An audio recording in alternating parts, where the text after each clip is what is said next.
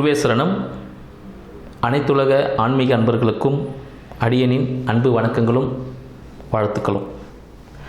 இன்றைய தினம் பார்த்திங்கன்னா, நம்ம தமிழ் புத்தாண்டு அப்படின்னு சொல்லும் போது எல்லாருக்கும் ஒரு மகிழ்ச்சிகரமான ஒரு செய்தி விஷயங்கள்லாம் இருக்கும் அப்படின்னு சொல்லிட்டு. ஏன்னா கடந்த ஆண்டுகள் பார்த்திங்கன்னா நிறைய பிரச்சனைகளை சந்திச்சிருப்பீங்க.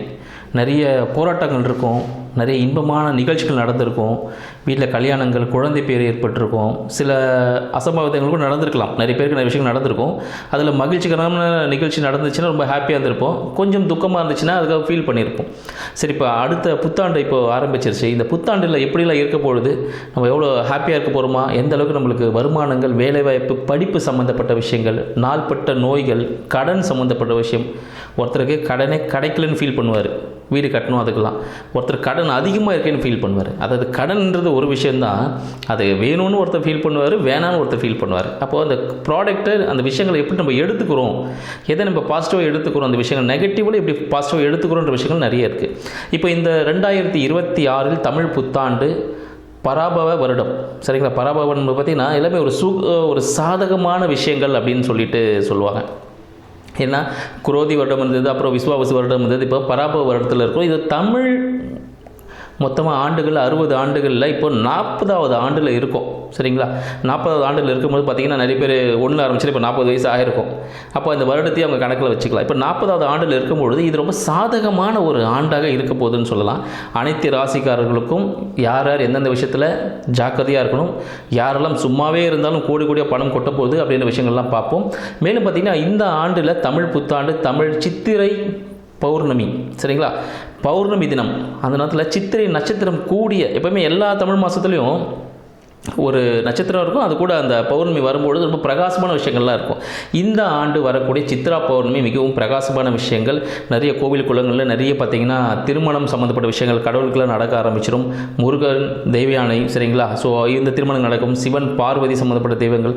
ஸோ இவங்களுக்கு திருமண கோலங்களில் நீங்கள் பார்க்கறதுக்கான வாய்ப்புகள் அதிகமாக உண்டு. செல்வ செழிப்புக்கான வளம் அதிகமாக பெருகும். மழைக்கான விஷயங்கள் நிறைய வர்றதுக்கான வாய்ப்புகள் உண்டு. ரத்தினங்கள், தங்கம், வெள்ளி சம்பந்தப்பட்ட விஷயங்கள் உச்சத்தை எட்டக்கூடிய, புதிய உச்சத்தை எட்டக்கூடிய ஒரு அமைப்பாகவும் இந்த ஆண்டு விலக போகுதுன்னு சொல்லலாம். மேலும் பார்த்திங்கன்னா இந்த காலகட்டத்தில் எப்படி இருக்க போகுதுன்னு பார்த்திங்கன்னா, இந்த அயல்நாட்டு போர்கள் ஆல்ரெடி நடந்துகிட்ருக்கு. இதெல்லாம் ஒரு உச்சத்தை எட்டும். யார் பெரியவன் அப்படின்னு சொல்லிட்டு அந்த நிலைநாட்டக்கூடிய அந்த ஸ்டேஜுக்கு போகிற அளவுக்கான ஒரு பெரிய போர்கள் இன்னும் அதிகமாக நடக்கிறதுக்கான வாய்ப்புகள் உண்டு. மழை பார்த்திங்கன்னா, மழை விஷயம் சொல்லும் போது பார்த்திங்கன்னா நல்ல மழை இருக்கும், சரிங்களா? ஆண்டின் துவக்கத்தில் பார்த்திங்கன்னா நல்ல மழை பெய்யறதுக்கான வாய்ப்புகள் உண்டு. ஆண்டின் இறுதியிலும் நல்ல மழை பெய்யும். அப்போ என்ன ஆகும் பார்த்திங்கன்னா, பயிர்கள் நல்லா வளர்த்துக்கான வாய்ப்புகள் உண்டு. மாடுகள், சரிங்களா, நீங்கள் வளர்க்கக்கூடிய அந்த விலங்குகளை பார்த்திங்கன்னா நல்லா வளரும், நல்ல மாடு நல்ல பால் கொடுக்கும் விஷயங்கள் உண்டு. மேலும் பார்த்திங்கன்னா அதிக மழை காரணமாக பயிர் நாசங்களும் ஏற்பட வாய்ப்புகள் உண்டு, ஓகேங்களா? ஏன்னா மழை பெஞ்சுன்னா ஓகே தான், ஹெவியாக பெய்யும் போது அந்த பயிர் நாசம் ஏற்பட வாய்ப்புகள் உண்டு. ஸோ அப்போ அந்த வாய்க்கால் நீங்கள் வரப்பெல்லாம் கொஞ்சம் சரி பண்ணுறதுக்கான விஷயங்கள்லாம் ரெடி பண்ணி வச்சுக்கோங்க. ஏன்னா வந்துட்ட பிறகு ஏமாந்துச்சு ஃபீல் பண்ணக்கூடாது. இப்போவே அந்த பிளான் பண்ணிட்டீங்கன்னா அந்த விஷயங்கள்லாம் பார்த்துங்க. ஆடை அணிகலன்களின் விலை ஏற்றம் அதிகமாக இருக்கிறதுக்கான வாய்ப்புகள் உண்டு. தங்கம் விலை இன்னும் புதிய உச்சத்தை ஏற்றுவதற்கான வாய்ப்புகள் உண்டு. புதிய தொழில் முதலீடுகள் இந்தியாவில் வர்றதுக்கான வாய்ப்புகள் உண்டு. ஏன்னு பார்த்தீங்கன்னா ரிஷப லக்னத்தில் இந்த ஆண்டு பிறக்குது, கும்ப ராசியில் பிறக்குது. ஸோ அப்போ பார்த்திங்கன்னா அந்த கும்ப ராசின்னும் போது பார்த்திங்கன்னா கும்பத்தில் சனீஸ்வர பகவான் அவரோட வீடு, மேலும் அதில் சந்திரன் அன்னைக்கு ட்ராவல் பண்ணுற சதயத்தில். அப்போ என்ன ஆகும் போது பார்த்திங்கன்னா அந்த விஷயங்கள் நடக்கும் பொழுது ஒரு விதமான பெண்கள் சம்மந்தப்பட்ட அச்சுறுத்தல்கள் அதிகமாக இருக்கக்கூடிய ஒரு ஆண்டாக இந்த காலகட்டம் இருக்குது. எனக்கு நெகட்டிவாக சொல்லியிருக்கீங்க அப்படின்னும் போது பெண்கள் அச்சுறுத்தல் இருக்குதுன்னா அப்போ என்ன பண்ணணும்னா, நீங்கள் பெண்கள் பாதுகாப்பாக போகணும், கூட ஒரு துணையோடு போகணும். அந்த டெக்னாலஜிலாம் இப்போ இம்ப்ரூவ்மெண்ட் ஆகிடுச்சு, நம்ம கவர்மெண்ட்டுக்கு நிறைய ஆப்லாம் வேறு கொடுத்துருக்குறாங்க. ஸோ அதெல்லாம் டவுன்லோட் பண்ணி வச்சுக்கோங்க. ஸோ அது மூலமா நீங்கள் பாதுகாப்பாக இருக்கிறதுக்கான வாய்ப்புகள் உண்டு. யாரையும் நம்பி எதுவும் ஏமாற வேண்டாம். ஸோ வேலைவாய்ப்பு துறையும் பார்த்தா மிக சிறந்ததாக இருக்கும். ஸோ எந்தெந்த ராசிக்காரர்களுக்கு எப்படி இருக்க போகுதுன்னு பார்ப்போம், வாங்க போகலாம். மேஷ ராசி என்பவர்களுக்கு இனிய தமிழ் புத்தாண்டு நல்வாழ்த்துக்கள்.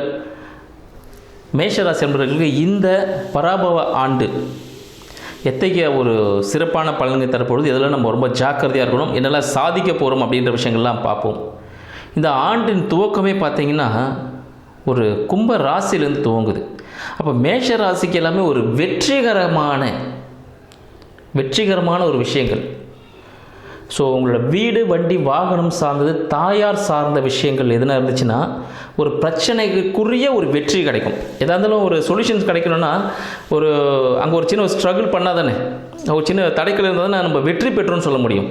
ரன்னிங் ரேஸ் உசேன் போல்ட் ஓடும்போது என்ன ஆகும், ரன்னிங் ரேஸ் அவ்வளோ ஃபாஸ்ட்டாக ஓடுவார், கால் பெயின் ஆகுமா ஆகும், ஆனால் அவர் தான் வேர்ல்டில் சாம்பியன் அப்படின்னும்போது.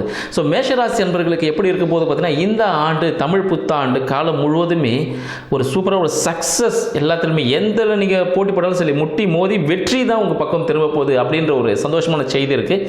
அந்த வெற்றியில் திளைக்கப் போகிறீர்கள். அதற்காக கண்டிப்பாக உங்களுக்கு அயல் நாடு சார்ந்த விஷயங்கள் உங்களை தேடி வரும், இல்லை நீங்கள் அயல்நாடுக்கு போகிறதுக்கான வாய்ப்புகள் வரும். இந்த ஒரு நல்ல விஷயம் இருக்குது. அடுத்து பார்த்திங்கன்னா அந்த தொழில் சம்மந்தப்பட்ட விஷயங்கள், தொழில் முதலீடு சம்மந்தப்பட்ட விஷயங்கள்லாம் வந்து வெளியூர் வெளிநாடு சம்மந்தப்பட்ட தொழில் செஞ்சிங்கன்னா உங்களுக்கு ரொம்ப சிறப்பாக இருக்கும். உங்களோட மேலும் இப்போ வேலையாட்கள், சரிங்களா, வேலையாட்கள் புதுதாக நீங்கள் நியமிச்சுட்டே இருப்பீங்க. ஸோ புதிய வேலையாட்கள் உங்களுக்கு தேவைப்பட்டுகிட்டே இருப்பாங்க. அதாவது எப்படி தேவைப்படுவாங்கன்னா, நீங்கள் ஒரு கம்பெனியில் வச்சுருக்கீங்க, ஒரு 10 பேர் வேலை செய்கிறாங்கன்னா அப்போ என்ன ஆகும், இன்னும் ஒரு 20 பேர் தேவைப்படுற மாதிரி இருக்கும். அப்போ என்ன விஷயங்கள்னா அந்த உங்கள் கம்பெனி பெருகுதுன்னு அர்த்தம். அடுத்த பிரான்ச்சஸ் 2-3 பிரான்ச்சஸ் ஓப்பன் பண்ணுறதுக்கான வாய்ப்புகள் உண்டு.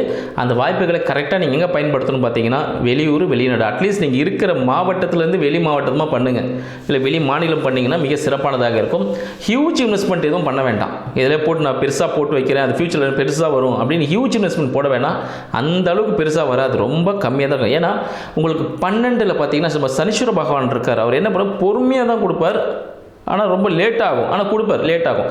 அதனால் நீங்கள் கொஞ்சம் இன்வெஸ்ட்மெண்ட்டை தவிர்ப்பது நல்லது, ஹியூஜ் இன்வெஸ்ட்மெண்ட் தவிர்ப்பது நல்லது அப்படின்னு சொல்லலாம். மேலும் பார்த்தீங்கன்னா உங்கள் தந்தை சார்ந்த விஷயங்கள் உங்களுக்கு புதிய உத்வேகத்தை கொடுக்கும் தந்தையின் மூலமாக, சரிங்களா. தந்தையின் உடல்நிலை சார்ந்த விஷயங்கள், இதெல்லாம் தந்தை வந்து இன்கேஸ் ஒரு யாத்திரா போகிறாரு, இதெல்லாம் வந்து உங்களுக்கு ரொம்ப சாதகமான ஒரு விஷயமா இருக்கிறதுக்கான வாய்ப்புகள் உண்டு. ஆன்மீகம் சார்ந்த அழைப்புகள் கண்டிப்பாக வரும். நீங்கள் சும்மா இருந்தால் கூட சரி வாப்பா இந்த கோயில் போயிட்டு வரலாம் அப்படின்னு கூப்பிடுவாங்க, வாங்க இந்த ஸ்தலத்துக்கு போயிட்டு வரலாம்னு கூப்பிடுவாங்க. இந்த ஆன்மீகம் சார்ந்த விஷயங்கள் உங்களை தேடி வருவதற்கான வாய்ப்புகள் அதிகமாக இருக்குது அப்படின்னு சொல்லலாம். மேலும் ஒரு விதமான ஞானத்தை கொடுக்கும். உங்களோட பூர்வீகம் விஷயங்களாக இருக்குது பாருங்கள், அதெல்லாம் வந்து பூர்வீகம் வந்து அந்தளவுக்கு தெரியாமல் இருந்திருக்கும், பூர்வீக வழிபாடெல்லாம் இல்லாமல் பண்ணியிருந்திருப்பீங்க. இப்போ இந்த காலகட்டத்தில் உங்களோட பூர்வீகம் தெரியும். உங்களுக்கு பூர்வீகம்னா உங்களோட கடவுள் யார், குலதெய்வம் அப்படின்னு தெரியறதுக்கான வாய்ப்புகள் உண்டு. யாரெல்லாம் குழந்தைக்காக இயங்கிட்டு இருந்தீங்களோ மேஷராசி என்பவர்களுக்கு இந்த காலகட்டத்தில் ராகு கேது பயிற்சிக்கு அப்புறமா ஒரு பெண் குழந்தை பிறப்பதற்கான வாய்ப்புகள் அதிகமாக இருக்குது, சரிங்களா. அதனால் வந்து யாரெல்லாம் கஷ்டப்பட்டுருக்கு உங்களுக்குலாம் ஆடிச்சு, அவ்வளோதான். பார்த்திங்கன்னா ஒரு மெடிசன் மூலமா உங்களுக்கு ஒரு குழந்தை பிறப்பதற்கான வாய்ப்புகள் அதிகமாக இருக்குதுன்னு சொல்லலாம். மேலும் பார்த்திங்கன்னா இந்த ராகு கேது பயிற்சிக்கு அப்புறமா உங்களோட தொழில் சார்ந்த விஷயங்கள் அதிகமாக கவனமாக இருங்க. தொழிலில் நிறைய முதலீடுகள் வருவதற்கான வாய்ப்புகள் இருக்குது. யாராவது அரசாங்கத்துக்கு புறம்பான விஷயங்கள் செய்ய சொன்னாங்கன்னா கண்டிப்பாக தவிர்த்துருங்க. ஏன்னு பார்த்தீங்கன்னா பெரிய ஒரு பலூன் மாதிரி எடுத்து வந்து காட்டுவாங்க உங்ககிட்ட, இந்த பலூன் ஃபுல்லாக இருக்குது அப்படின்னு சொல்லிட்டு, ஆனால் உடச்சி பார்த்தீங்கன்னா காற்று தான் இருக்கும். வாய் ஜாலங்களின் மூலமாக ஏமாறுவதற்கான வாய்ப்புகள் அதிகமாக இருக்குது மேஷராசி என்பவர்களுக்கு. அதனால் இந்த ஆண்டில் கண்டிப்பாக ரொம்ப ஜாக்கிரதையாக இருக்கக்கூடிய விஷயங்கள் எதுன்னு பார்த்தீங்கன்னா, யாரையும் நம்பி கையெழுத்துக்கள் எதுவும் இட வேண்டாம் அப்படின்ற விஷயங்கள். மேலும் பார்த்தீங்கன்னா உங்களோட தாயார் சார்ந்த வண்டி வாகனம் சார்ந்த விஷயங்களில் சில இன்கேஸ் தாயாராக இருந்ததுன்னா உங்களுக்கு கொழுப்பு சம்மந்தப்பட்ட விஷயங்கள் இல்லை காற்று சம்மந்தப்பட்ட விஷயங்களில் சிறிய உபாதைகள் இருப்பதற்கான வாய்ப்புகள் உண்டு. எனவே அது சம்மந்தமாக ஏதாவது இருந்துச்சுன்னா உடனே பாருங்கள். கொழுப்பு சம்மந்தப்பட்ட விஷயங்கள், இருதயம் சம்மந்தப்பட்ட விஷயங்கள் ஏதாவது வாய்ப்புகள் இருக்குது, அதை கொஞ்சம் செக் பண்ணி பார்த்துக்கோங்க. அடுத்து பார்த்திங்கன்னா நீங்கள் இருக்கக்கூடிய வீடு, உங்கள் வீட்டின் அருகிலேயே ஒரு சமாதியோ சரிங்களா ஒரு சித்தர் பீடமோ வருவதற்கான வாய்ப்புகள் உண்டு. அதனால் அது போல் நீங்கள் இருக்கிறீங்க அப்படின்னா ரொம்ப சந்தோஷம். குரு பயிற்சிக்கு அப்புறமா நீங்கள் டாப்பில் போகிறதுக்கான சான்சஸ் அதிகமாக இருக்குது. அந்த விஷயத்தையும் ரொம்ப நல்லா பார்த்துக்கணும். நீங்கள் ஆடை ஆபரணம் சார்ந்த விஷயங்கள் ஏதாவது வாங்குறதா இருந்ததுன்னா குரு பயிற்சிக்கு முன்னாடியே உங்கள் தந்தை மூலமாக அவர்கிட்ட ஒரு காசு கொடுத்து வாங்கிட்டு வாங்குங்க. இல்லை அவர்கிட்ட ஒரு ரூபா வாங்கிட்டு மீதி ஒரு 10 லட்சம் நீங்கள் போட்டு கூட வாங்கிக்க, நோ இஷ்யூஸ். அவர் கையால் வாங்கும் பொழுது இல்லை நீங்கள் வாங்கிட்டு போய் அவர் கையில் கொடுத்து திருப்பி ரிட்டன் வாங்கிக்கோங்க.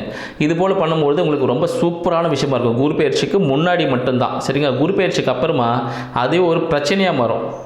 வந்து கொடுக்க சொன்னால் நல்லா தரமாட்ட போடா அப்படின்னு வரும். அதனால் மேஷராசி நண்பர்கள் இருக்கக்கூடிய காலகட்டத்தை பார்த்து பக்குவமாக பயன்படுத்துங்க.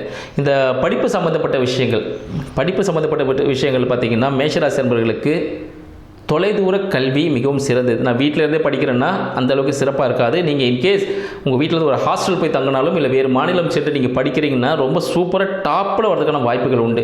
ஏன்னா அந்த காலகட்டத்தில் பார்த்தீங்கன்னா 11 இருக்கிறது, சரிங்களா? ஸோ ரிஷப லக்னத்தில் தான் நம்ம ஆண்டு பிறக்குது, அதுக்கு 11 இருக்கிறதுனால ரொம்ப சூப்பராக இருக்கும். நீங்கள் படிப்பு வெளியூர் வெளிநாடு ட்ரை பண்ணிங்கன்னா, இந்த சித்தாலாம் இருக்குது பாருங்கள், சித்தா ஆயுர்வேதா இதெல்லாம் ட்ரை பண்ணிங்கன்னா ரொம்ப சூப்பரான ஒரு விஷயங்களாக இருக்கும். தோல் சம்மந்தப்பட்ட விஷயங்கள், நரம்பு சம்மந்தப்பட்ட விஷயங்கள் படிச்சிங்கன்னா அருமையான ஒரு படிப்பு, அதுதான் சொல்லலாம். பேங்கிங் செக்டாராக இருந்தாலும் சரி, சிஏ சார்ட்டர்ட் அக்கௌண்டன்ட் படிக்கிறதா இருந்தாலும் உங்கள் வீட்டிலேருந்து படிக்க வேண்டாம், வெளியே சென்று படிக்கும் பொழுது வெற்றி வாய்ப்பை அள்ளி கொடுப்பதற்கான வாய்ப்பாகவும் இருக்குது. இன்கேஸ் வண்டி நீங்கள் வீடு எதனா வாங்கணும் அப்படின்னு பார்த்தீங்கன்னா கண்டிப்பாக அதற்கான கதவு இந்த காலகட்டத்தில் உங்களுக்காக திறக்கப்படும். கண்டிப்பாக நீங்கள் வாங்கக்கூடிய வண்டி வாகனம் பழைய வண்டி வாகனமாக இருக்கணும். புது வண்டி வாகனம் வாங்க வேண்டாம். வாங்கினீங்கன்னா கண்டிப்பாக புதிய வண்டி வாகனம் ஒரு விபத்து ஏற்படுறதுக்கான வாய்ப்புகள் உண்டு. அதனால் வண்டி வாகனத்தை பழசாக வாங்குங்க. பழசில் ரொம்ப பழசாக எப்படிங்க வாங்குறது அப்படின்லாம் இல்லை, ஒரு இன்சூரன்ஸ் போட்டு, இன்சூரன்ஸ் மீன்ஸ் பார்த்தீங்கன்னா ஒரு அடமான கடனை வாங்குவாங்கல்ல, பேங்க்கில் ஒரு லோன் மாதிரி வாங்குற பாரு, அது போல் வாங்கினாலும் ஓகே தான். ஏன்னா அந்த டாக்குமெண்ட் உங்கள்கிட்ட இருக்காது, அது ஃபஸ்ட்டு பேங்க் பேருக்கு போயிடும். ஸோ பேங்க்லேருந்து உங்களுக்கு அந்த இது கொடுப்பாங்க. அதனால் வந்து நீங்கள் வாங்கக்கூடிய வண்டி வாகனங்கள் எதாக இருந்துச்சுன்னா கண்டிப்பாக லோன் எடுத்து வாங்குங்க. நான் நெட் கேஷாக கொடுத்து வாங்குவேன்னா ஒரு ஆக்சிடென்ட் ஒன்று ஆகும், ஒரு பேர் பார்ட்ஸ் உடையும், வண்டியில் கண்டிப்பாக உடையும், ஒரு வீல் சம்மந்தப்பட்ட பிரச்சனை ஏற்படுறதுக்கான வாய்ப்புகள் உண்டு, ஆயில் லீக்கேஜ் ஆகிறதுக்கான வாய்ப்புகளும் உண்டு. எனவே இன்கேஸ் வீடு வாங்க போகிறேன் அப்படின்னா ஒரு ஆல்ரெடி கட்டி முடிச்சிருக்காங்க ஒருத்தர், அந்த வீடு நீங்கள் வாங்கிக்கலாம். நானே ஒரு லேண்டை வாங்கி கட்ட போகிறேன்னீங்கன்னா பிரச்சனையை சந்திப்பீங்க, வீடு ஸ்டாப் பண்ணி நின்றோம். அதனால் கட்டின வீடு வாங்குங்க, இல்லை ஓல்டாக யாரா இருந்துட்டு போன வீடு வாங்கி இடிச்சிட்டு கூட நீங்கள் கட்டுங்க, அதுக்கப்புறமா ஒன்றும் பிரச்சனை இல்லை. ஸோ இது போல் வண்டி வாகனம் வீடு சம்மந்தப்பட்ட விஷயங்கள் உங்களுக்கு நல்ல ஒரு அனுகூலமான விஷயங்கள் இருக்குது. ஏன்னா எதுக்கு சொல்கிறேன்னா இதெல்லாம் நடக்க வாய்ப்புகள் இருக்குது, இது எப்படி தவிர்க்கலான்றதை நான் சொல்லிட்டு இருக்கேன். அதனால் அந்த விஷயங்களை தவிர்க்கிறது நல்லது. நான் செஞ்சு பார்க்குறேன்னாக்கா செஞ்சு தாராளமாக பார்க்கலாம், ஒன்றும் பிரச்சனை இல்லை. கோர்ட்டு கேஸ் சம்மந்தப்பட்ட வழக்குகள், சரிங்களா? இந்த ஆண்டில் மேஷ ராசிக்காரர்களுக்கு எப்படி இருக்க போது பார்த்தீங்கன்னா கோர்ட்டு கேஸ் சம்மந்தப்பட்ட வழக்குகள் கொஞ்சம் விரயமாகக்கூடியது. விரயம்னா பார்த்தீங்கன்னா அதில் வெற்றி கிடைப்பதற்கான வாய்ப்புகள் அதிகமாக இருக்குதுன்னு சொல்லலாம். ஏன்னா அதில் சொல்லிட்டேன் உங்களுக்கு ஆண்டு தொடக்கத்திலேயே வெற்றிக்கான சான்ஸாக அதிகமாக இருக்குது. ஏன்னா 11லேயே ராகு பகவானும் இருக்கார். ஸோ ராகு பகவான் எடுத்து பிரம்மாண்டமாக காட்டுவார். நீங்கள் கொஞ்சம் தெளிவாக இருந்து யாரிடம் ஏமாறாமல் இருக்கணும். 5 ரூபா கொடுத்தீங்கன்னா 15-20 ரூபா தரேன்னு சொல்லுவார். அப்போ என்ன பண்ணுவோம், 5 ரூபா கொடுத்துருவோன்னா அவர் பாக்கெட்டில் என்ன இருக்கும் பார்த்தீங்கன்னா நீங்கள் கொடுத்து 5 ரூபா தான் அவர் பாக்கெட்லேயே இருக்கும். அதனால் நான் கொடுத்துட்டு பெருசாக வாங்குறேன் அப்படின்னு சொல்லிட்டு அது மாதிரி ஏமாற வேண்டாம். ஸோ மற்றவங்க யாருக்கும் ஜாமீன் கையெழுத்துகளையும் இட வேண்டாம். நீங்கள் வீடு வண்டி வாங்கணுமோ வாங்கி நல்லாக, சரிங்களா? இந்த புத்தாண்டில் மேன்மேலும் சிறக்க அடியனின் வாழ்த்துக்கள். நன்றி, வணக்கம்.